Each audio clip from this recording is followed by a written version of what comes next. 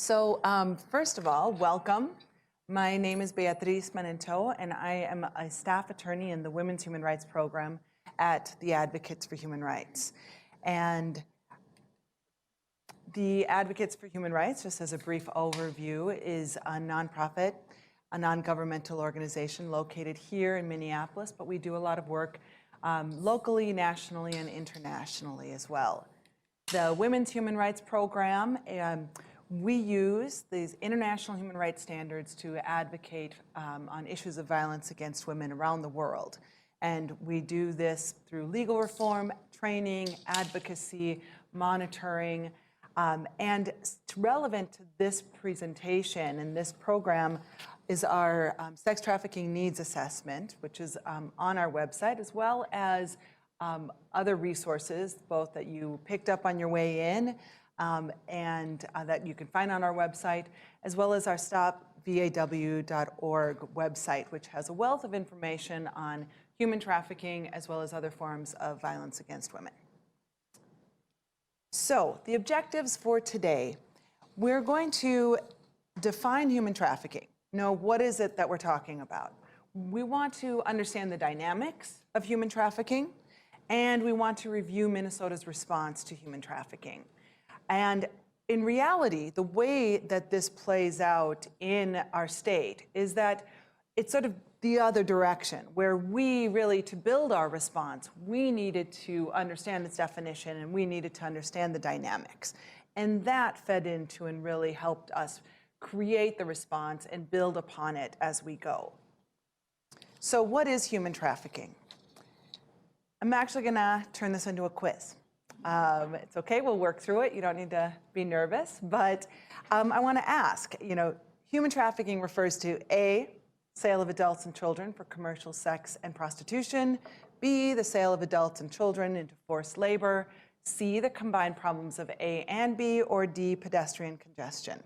And I say this because sometimes this issue and many of these issues that we deal with are so intense and so horrible that sometimes to put a little bit of humor, it helps. So, who wants to venture a guess?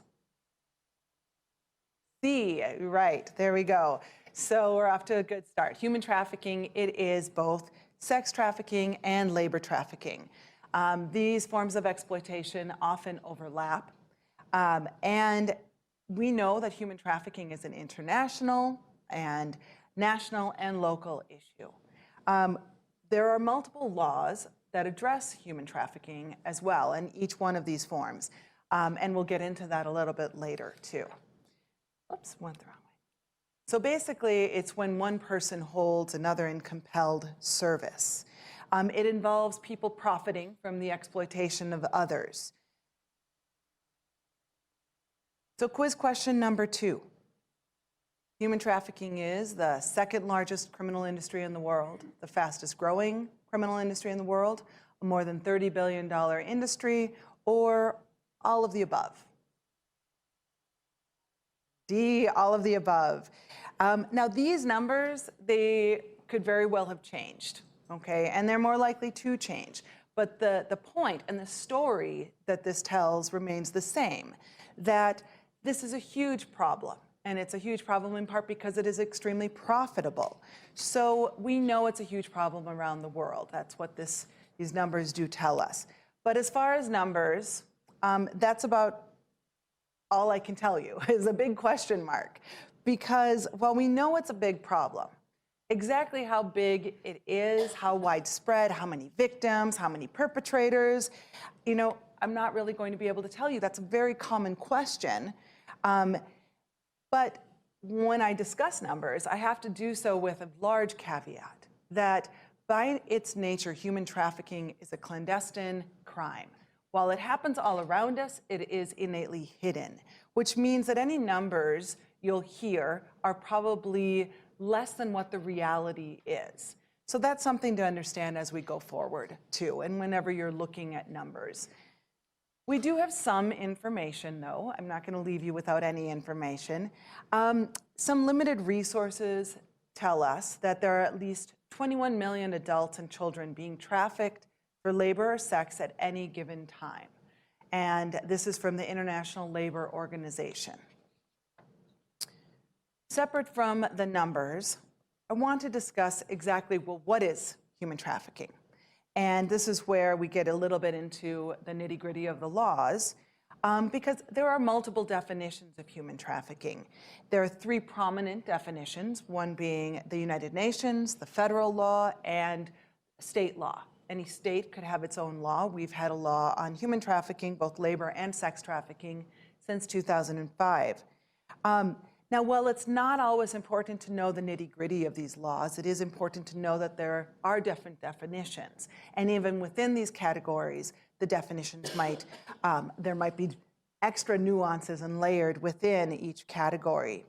Having a common understanding, one of the things that we've found in our work is having a common understanding of what human trafficking is, helps us build a better response. It allows us to actually identify perpetrators more effectively, hold them accountable, and even more importantly, I would say, it allows us to identify victims and provide them with the services.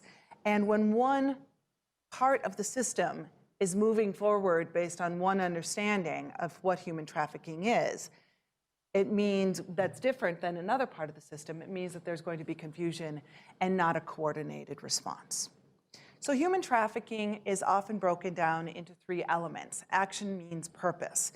When we divide these elements and we explore them, it's really important to keep our perspective on the action and the means and the purpose from the trafficker's perspective. And this helps us avoid placing judgment or blame on the victim, because once we do that, it's that judgment or blame that then it can really sway our response.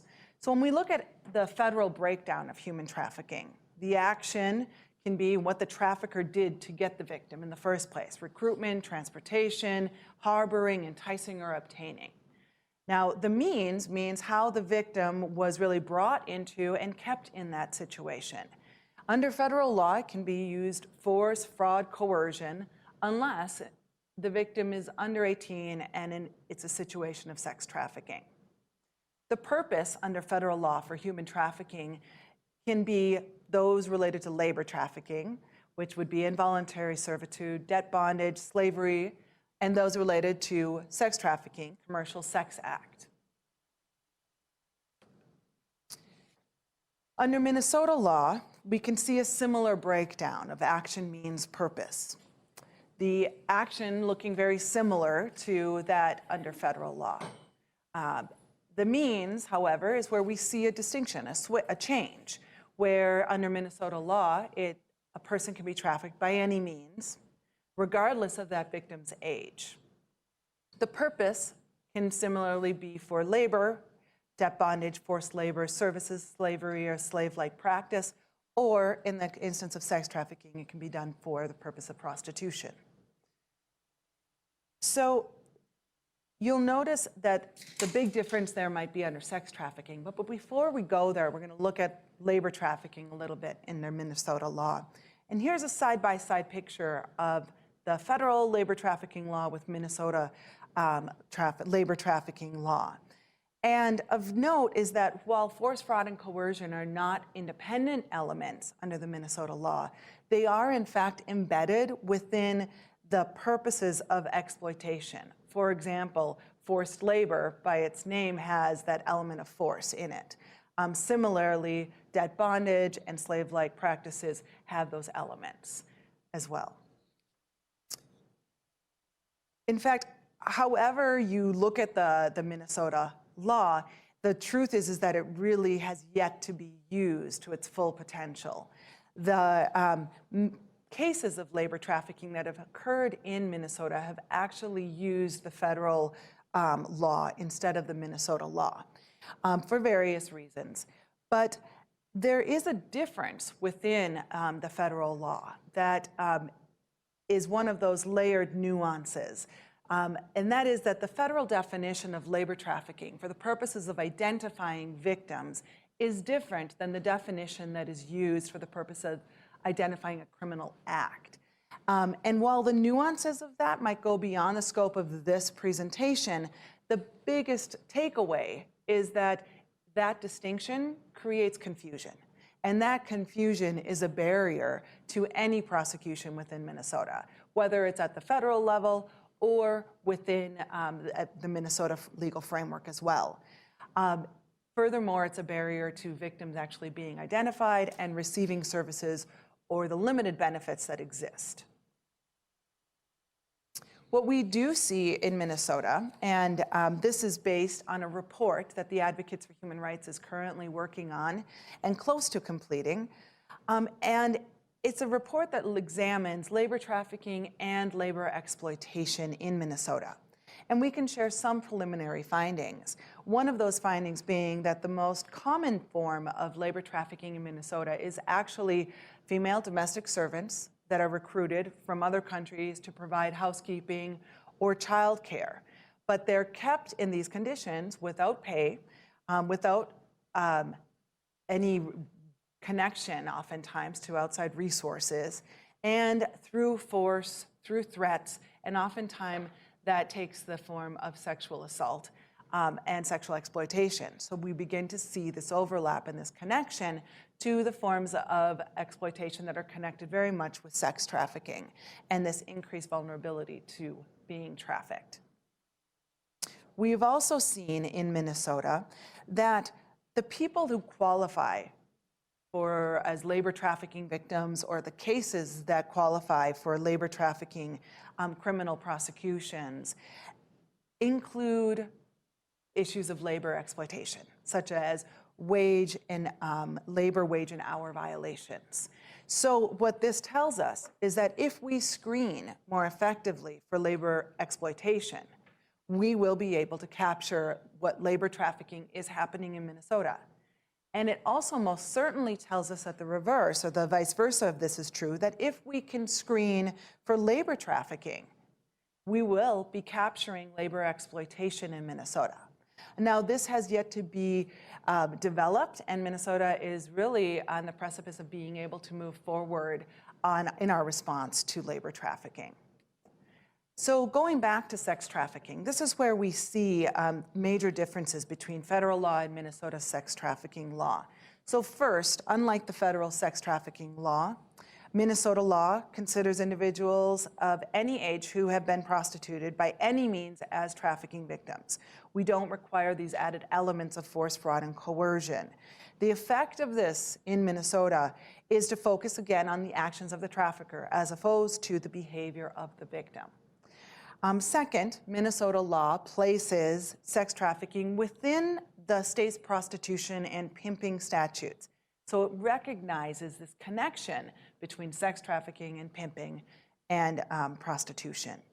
This unique approach in Minnesota, and it is very unique because we're the only state that has this framework and this setup within our laws, it allows us to really identify more victims, and it allows us to identify more perpetrators. It also clarifies that Johns or purchasers of people who are being prostituted are actually buying sex trafficking victims. And so this as a whole, it more accurately reflects the reality involved in sex trafficking and prostitution. So quiz question number 3, I'll read it out loud because there's a lot of information on these slides. So scenario A, and your goal here is to pick the sex trafficking situation. Lisbeth is trying to leave her home country and come to the US. An agency gets her connected with a job in a restaurant. When she arrives, she's locked in a room and forced to have sex with men who pay her captives. She is beaten if she refuses. Scenario B, Elizabeth, she loves her boyfriend. They travel together, they party together. He says he loves her and that, they could make some extra money if she'll just sleep with some of her friends and his friends for money. She's not entirely thrilled about it, but she loves him and she wants to keep him happy. And they give him the money and he buys her nice things, and she might get some of the money too. So which one of these is sex trafficking? Both. For those of you who said both, that's great. We are light years ahead of where we were even 5 years ago in our response to sex trafficking. In the past, really, one of the barriers was understanding that pimping is sex trafficking, and that pimping doesn't look always like what it looks like in the movies and this evil pimp. It sometimes and very often is this boyfriend-Romeo relationship. And that once we were really able to understand that, the law itself reflects this understanding as well, and by placing it within this prostitution pimping standard. Prostitution involving a third-party facilitator is sex trafficking under our Minnesota law. But this was a barrier, this lack of understanding, this misunderstanding was a barrier to moving forward in Minnesota. And I think it's a barrier that we can learn some lessons on for our response to labor trafficking as well. And when you're working in this issue, when you're working to combat sex trafficking or human trafficking, you really do hear people say, well, if they're kidnapped, if they're chained up, if they're locked in, you know, that's sex trafficking. But if they're doing this to get extra money, well, you know, isn't this really just a choice? And now, while that understanding and that statement might have shifted some, it's coming back again in this area and resurfacing within the framework of, isn't it a right to choose this? So I still believe that these issues and this approach is somewhat misguided. And it comes from a misunderstanding of the reality of sex trafficking and a misunderstanding of the reality of prostitution. So I'm going to take two movies, and let's talk about these. We're going to talk about Taken and Pretty Woman. Okay, so for those of you who might not have seen Taken, we see kidnappers take victims, moving them across countries, keeping them chained, keeping them locked up. And the truth is that we have to get away from this idea that sex trafficking only happens to foreigners, that it only happens in these kidnapping situations, and that they're hostages. While these cases happen, they do happen, and they're horrendous, and we know that foreign victims are extremely vulnerable. We need to start, the majority of domestic sex trafficking victims are from the US, as are many of their traffickers and their purchasers. So trafficking doesn't have to involve transportation across a border, and someone can be trafficked without ever leaving their country, their state, or their own city. Second, let's think of this popular movie, A Pretty Woman. Okay, so this is where the protagonist has complete control over her decisions and her sexual encounters, and she finds her Prince Charming along the way. So too often, prostitution is seen as this scenario. It's seen as this victimless crime, that merely it's sex between two consenting adults, and that it's a legitimate business exchange. And there's this prevalent myth of the pretty woman who is an empowered, high-class escort girl who gets to make all these decisions about her life and gets treated well and makes a lot of money in the process.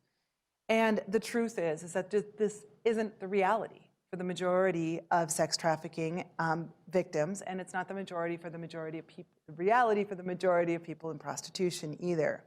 And it's hard to imagine what prostitution is really like until they're in it. And once in it, it's extremely difficult and dangerous to get out of. So to answer this question of is it a choice, we really have to look at what do we know? What is the information that we know? We know that the Pretty Woman story is truly a myth that doesn't represent the majority of individuals in the life.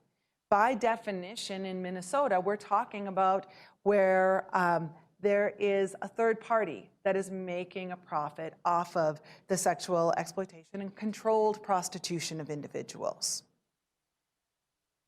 The majority of people don't get to decide whether they have sex with this person or this person. They don't get to decide whether they wear a condom. They don't get to decide when they need to go to the hospital because they've been beaten or raped or they have an STD.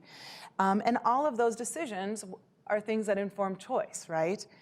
Furthermore, we really can't base our understanding of the reality for the majority of people off of this idea of what might exist. And I do say it does exist where there are maybe a few individuals that get to decide these things, but we can't really base our movement on those individuals alone. What else do we know? So the average age of entry into being prostituted for a juvenile, okay, for a juvenile is how old? Where she first begins being prostituted. D, right. So we know vulnerable populations. Speaking of vulnerable populations, the youth are extremely vulnerable, 12 to 14 years old, okay? That's not an age where I really consider people are at a place to make certain choices, like prostitution and sex trafficking, and it's not an age where I would hold somebody accountable for choices that they might make. The other issues that really look at choice and make it difficult to say this is a choice or this is a business like any other business is when we start to explore the harms involved in sex trafficking and prostitution. We know that it's not a victimless crime. We see these statistics, but the truth is that I could stand up here and tell you statistics, you know, and long list of numbers, and those numbers might reach you. They might make you understand the dynamics of how harmful this is. But sometimes images tell us a story that numbers really can't. And so here we see the real faces of those that have been arrested for prostitution. These are mugshots of a single person over the course of 1 to 2 years. 1 to 2 years, that's it. And they illustrate the physical effects of prostitution. The beatings, the drugs, the overall lack of resources, lack of ability to get help. So this is the reality. It's not some glamorized view that we see in media and TV shows. It obviously clearly shows that it's not a victimless crime, and it clearly shows that this is not work like any other work. Again, we see the same course of 1 to 2 years. And while poverty and race are certainly factors for making somebody vulnerable, the truth is anybody can become a sex trafficking victim. I open this up, an impromptu quiz. What else do you see with these pictures? What else does those last 2 slides show you? What jumps out at you? Violence, yeah, yeah. What are these pictures of? Were mugshots, right? So what does that tell you? The woman is being arrested. And how many times is she being arrested? So how many times? To me, this translates not only as part of the harm, besides the picture and what you see, but it's part of what's wrong in our system and how we need to change our system's response. Not only is she being arrested, but this many times, 1, 2, 3, 4, 5, times that the system had a chance to intervene in a way that went beyond the criminal justice system. We're growing that change in our response in Minnesota, and I'm really happy to be able to say that through our safe harbor laws, et cetera. We're changing this approach, but unfortunately it still is a very true reality for both sex trafficking and labor trafficking victims. Another key factor in choice is about being able to leave. Okay, once you get into it, regardless of how you got into it, regardless of force, fraud, or coercion, or by any means distinction, can you leave? And studies have shown how difficult that truly is, with 92% of individuals in one study saying that not only did they want to leave, they urgently wanted to escape prostitution. So that was one of the key barriers in our response in Minnesota, really getting past this idea and this myth of what is sex trafficking, what is choice, what is prostitution. Another key step that we've had to sort of work through is understanding the dynamics of human trafficking, and this is true for both labor and sex trafficking. Who is being trafficked? How does this happen? Why does it happen? Where does it happen? And then we can build our response around that knowledge. So who is being trafficked? Again, as I said, anybody can become a victim of sex trafficking and labor trafficking, but there are certain risk factors that make people more vulnerable. And while this slide says sex trafficking risk factors, the truth is that many of these things could be applied to labor trafficking as well. Poverty and youth and race, we know that these things also overlap as well. And so we know that in our history of our country, race and poverty do overlap quite a bit. I've mentioned how youth can be extremely vulnerable. Lack of immigration status makes people vulnerable both because of the fear of deportation, but also because it often comes along with language barriers. So how does this happen? The process for human trafficking can be, and often is described and broken down into different phases. The initial recruitment, where the offer is made for employment or the person is being recruited for sex trafficking, then an initiation or a breaking of their resistance, or for a point of no return, whether it's because they've already come from one country to another and they can't get back to their home country, or because this horrible thing has already occurred and so they really feel that they have no choice but to continue. And then the barriers of escape, the methods of control. Common methods for recruitment, it's relationship with somebody that's involved already. For the realm of sex trafficking, it's relationship with somebody that's already involved in prostitution. That can be, and often is, a boyfriend, and it often is, as well, can be a family member. We know homelessness is an extreme vulnerability. And I think that it's really important to understand that these are solicitation by an adult is a primary role. So even if the youth are vulnerable, it is the adults that are pulling them in. I think that within the realm of sex trafficking, we also don't want to underestimate how social media has changed the game, and that 3 out of 4 victims of sex trafficking have actually been trafficked online, and that how common that is. I can say that knowing this has influenced our response, and law enforcement are now using social media and being online more to try to prevent this and respond to it. So common methods of breaking. We know isolation is key for both labor trafficking and sex trafficking. We know that rape, gang rape, sexual assault, torture, anything really to break somebody's resistance to saying no to what is happening to them.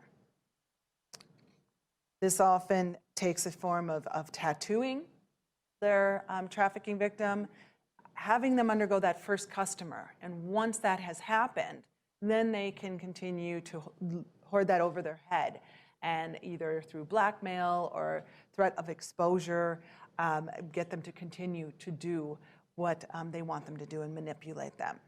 Obviously, for both labor trafficking and sex trafficking, this threat of criminal prosecution and deportation is a huge method of breaking them and controlling them. Sometimes, though, these methods of breaking or control are more nuanced and less visible to the outside viewer. And it really is this loyalty towards family, or this loyalty bond with the trafficker himself, who they consider to be their boyfriend. So methods of control are barriers to escape. Really, it's very similar to what we've just discussed with the breaking techniques. And what, again, I want to point out is that these methods of control are not the idea of chains that we see oftentimes in the media. They're invisible chains, sure, but again, going beyond this idea of judging why a person couldn't just leave, and seeing the reality and the layers of control that they have, and that keep them in this situation. And sometimes, again, this is not directed towards the individual themselves, but rather to their family, sometimes to their children. And in the case of labor exploitation and labor trafficking, sometimes this horrible situation is the best that they can get, and it's the only way to survive, too. So again, understanding that helps us build our response. For labor trafficking, there's this lack of knowledge. They might not know that their rights are actually being violated. This inability to self-identify, fear of retaliation, that the employers of the traffickers threaten to deport them, they don't want to lose their job, and they just don't know where to go for help. So why does this happen? I think to really build our response, we need to understand some of these factors that contribute to human trafficking.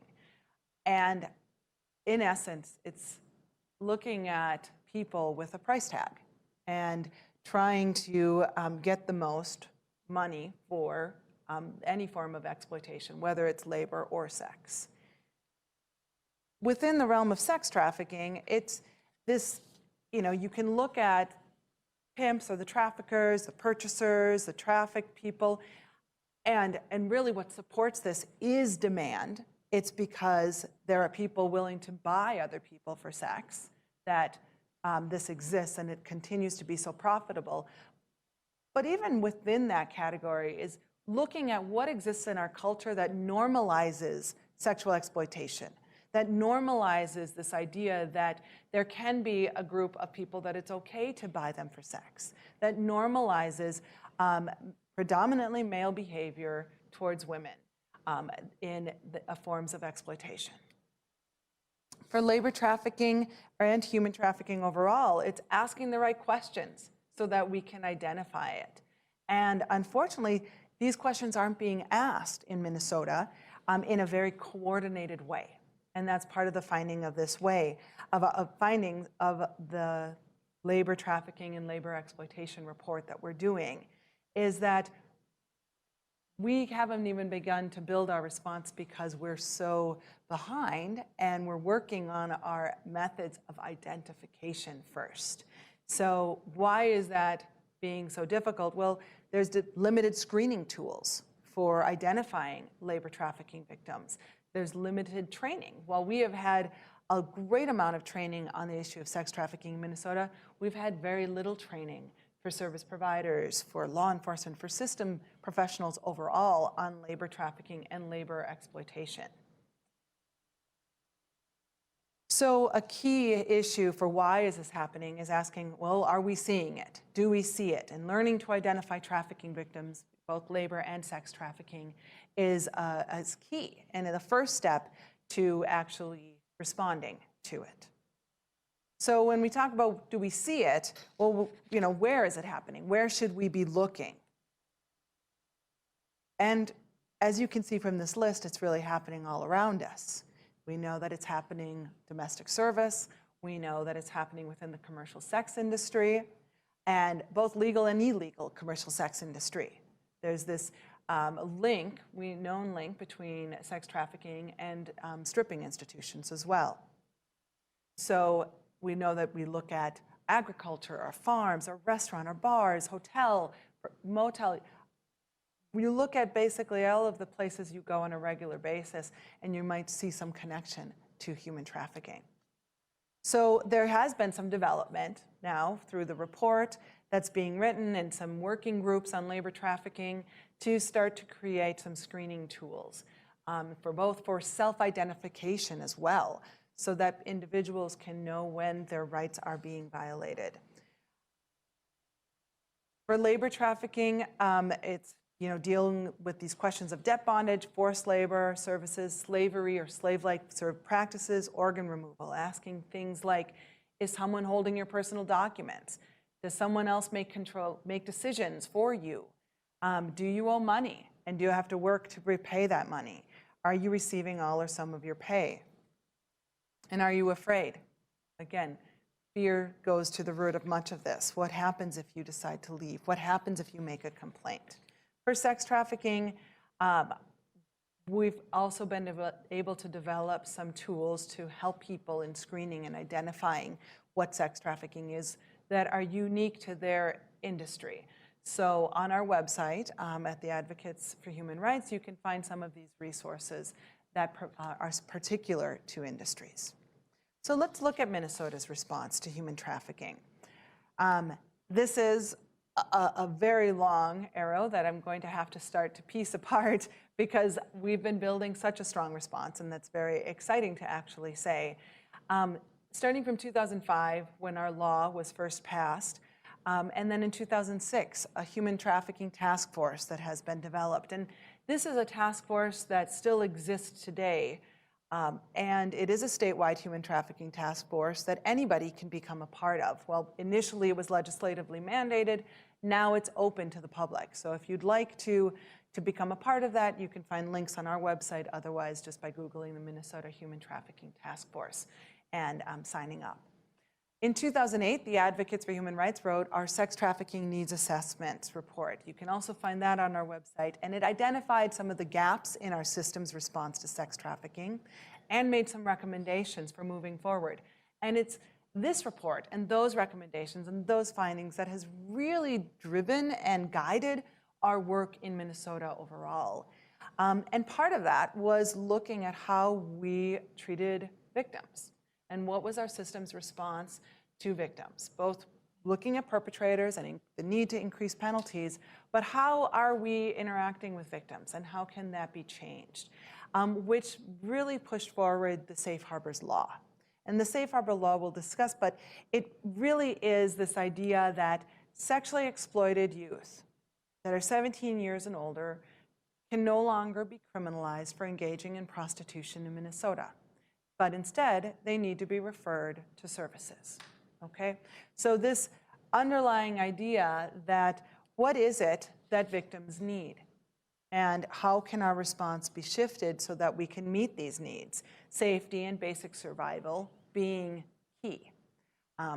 Food, water, medicine, emotional and psychological acceptance, and housing, a place to go, a place to get away from their trafficker. Really was part of, it is part of a victim-centered response. We've been able to really build that and those services when it comes to Safe Harbor and when it comes to youth, but there's still a lack of these services and being an ability to meet these needs for adults who are sex trafficked and both, and anybody who's been labor trafficked as well. Part of our response has really been understanding this issue of poly-victimization and how human trafficking and other forms of exploitation and other forms of victimization overlap. That when somebody is victimized or when somebody is a victim of sexual assault or domestic violence, they're not only more likely or more vulnerable to being trafficked, but in turn, if they're trafficked, they're more vulnerable for these other forms as well. So really broadening our response and acknowledging these overlaps so that people who work in one area are screening and are understanding that somebody that's sitting in front of them might also be a victim of human trafficking. Because the truth is that victims are not going to self-identify. And so the onus is on us, the system, to be able to identify and to then effectively respond. So that big arrow that I showed you of all of these pieces can be further broken down into the steps of response, early intervention, and prevention. So what we have seen in much of our movement is this response, this what are we going to do to hold traffickers accountable and to hold the buyers accountable and to swoop in and protect those who have been trafficked, which is key and it's vital and it needs to happen. But we also need to continue to move forward so that we can get in early so that additional harm isn't taking place. That's the idea somewhat with Safe Harbors, so that if we can help these individuals and that girl the first time she has a mugshot, or even prevent that mugshot, then we can prevent all of these things that happen along the line. But just as important is this idea that maybe we could stop trafficking and sexual exploitation and labor exploitation before it ever occurs. And to do that, you go back to understanding those factors that make someone vulnerable. And you go back to understanding how these things overlap and trying to really get at those underlying causes, those underlying beliefs that allow us to continue to exploit people in our society. And sometimes this is the only message, that if we can we'll save money by doing this, but we'll also save human life too. So what is human trafficking? Human trafficking, it's a violation of human rights. It is harmful in its multitude of forms, and it is something that we can prevent. So at this time, we can open it up for any questions, comments. I want to make one note that this is being videotaped, and so we're going to ask you to either speak into a microphone or else I will repeat your question and your comments so that it's captured. Yes. The police are often complicit in sex trafficking or labor trafficking? Sure. So go ahead. In Minnesota, has it been your experience that the police are often complicit in sex and or labor trafficking? So I think that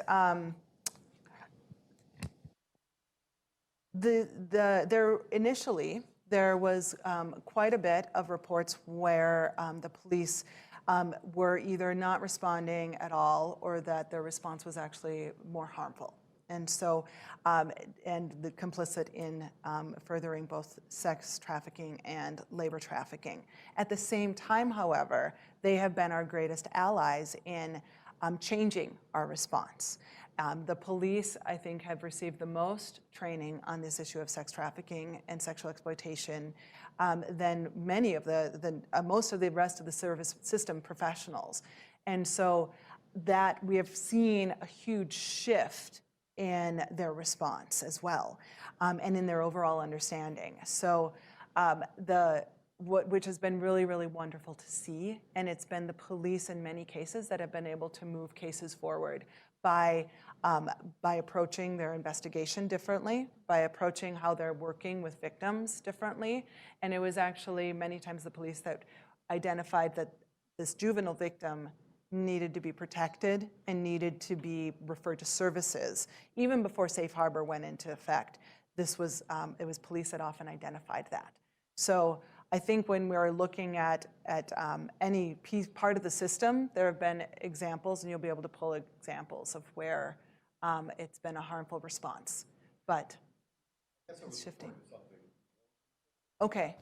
I went to law school in Knoxville, Tennessee, and there the police acted as enforcers for the traffickers and would actually be keeping people from leaving.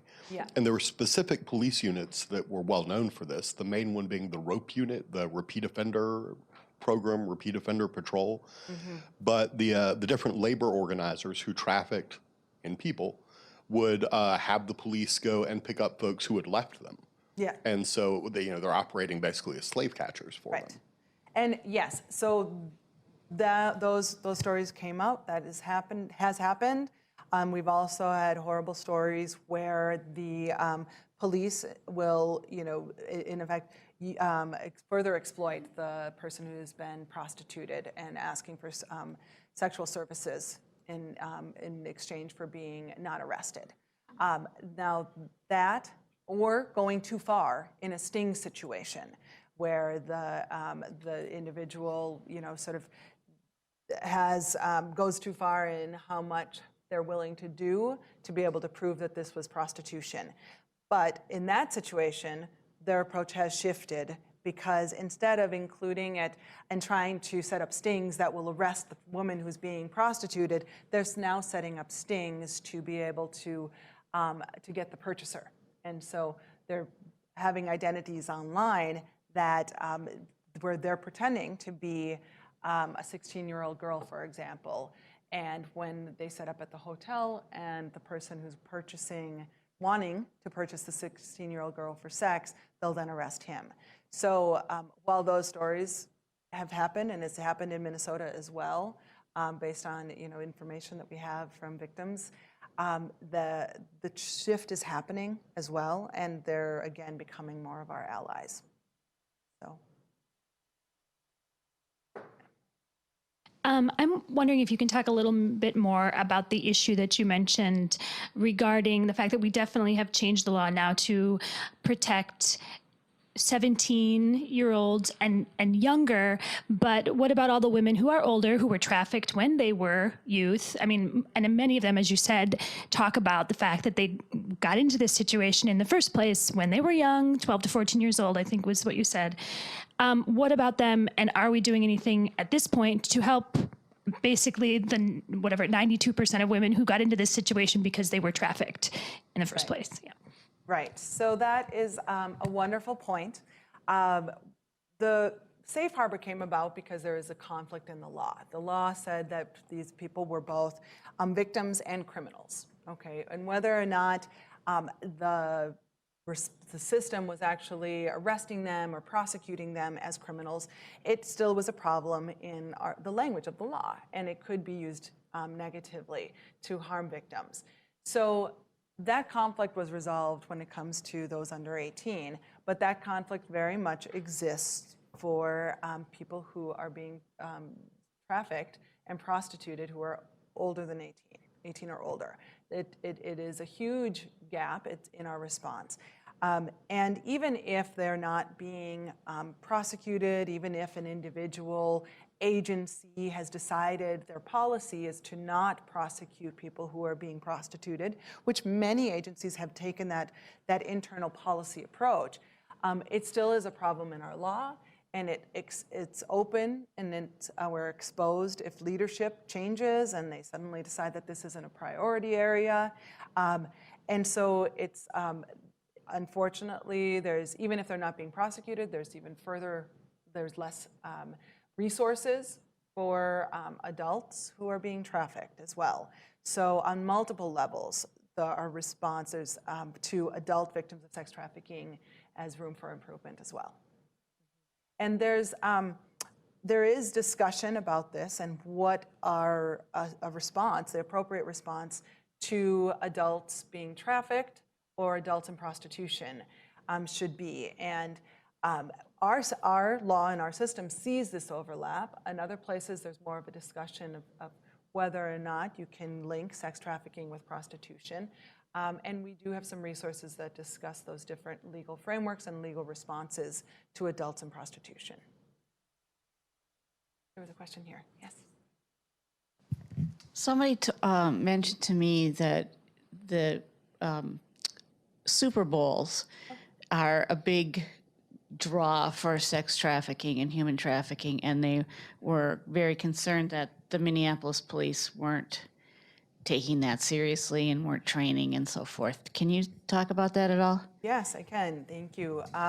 So the Super Bowl or any large event, because of the influx of people, because of the influx of vendors that need to come in and respond and provide services, it is a huge, it does increase potential for both labor and sex trafficking, okay?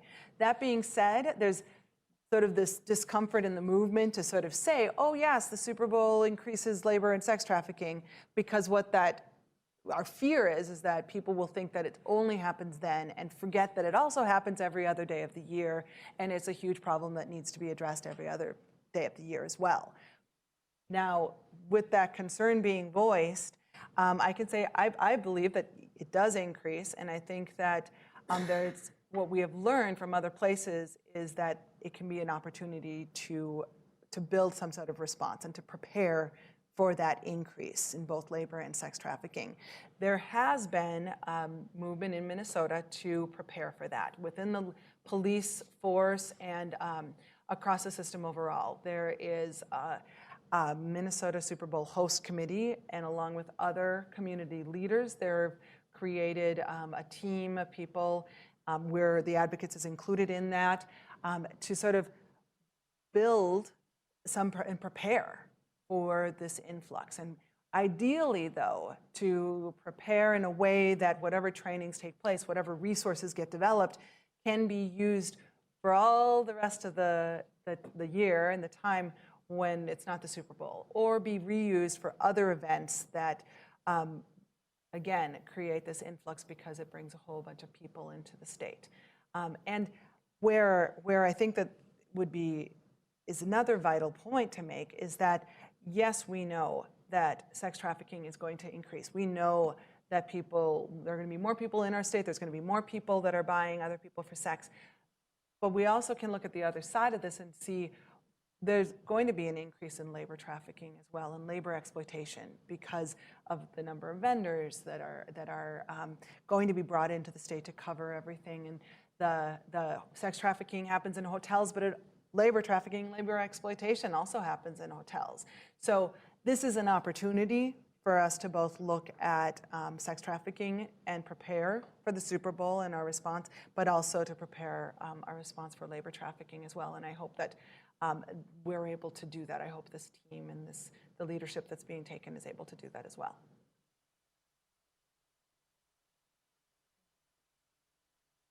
Any other questions or comments?